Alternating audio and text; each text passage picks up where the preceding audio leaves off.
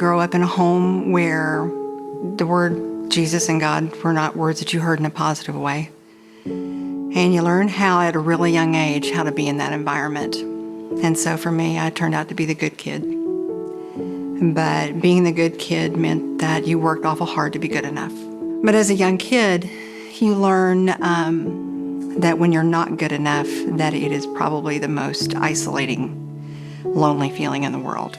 So you put on a front, you put on a facade, and then at the end of the day or at night, you cry yourself to sleep.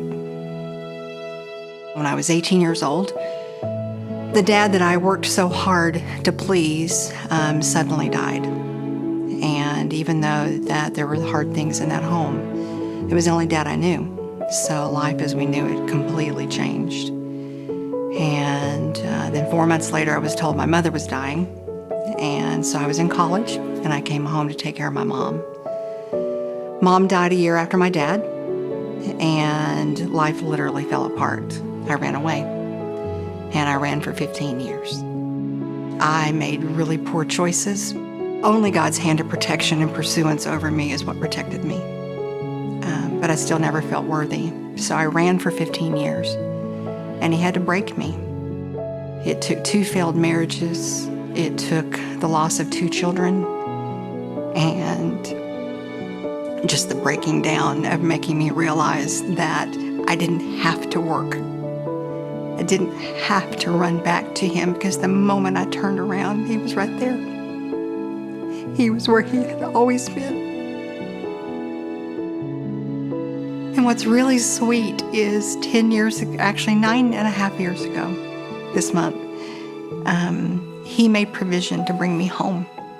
And home was this church who didn't care what happened in the 15 years, didn't judge me for that, who stepped up and loved on me and reminded me that I wasn't by myself, showed me that family is not just blood.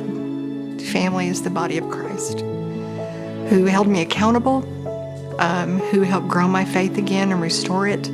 I don't ever want anyone to feel the heartache and the emptiness and the loneliness that I felt for such a long time, because that's not God's best for us. God is the only thing that can fill that holy heart, that holy hole in us. And he wants to do that so badly. We just have to allow him to do it.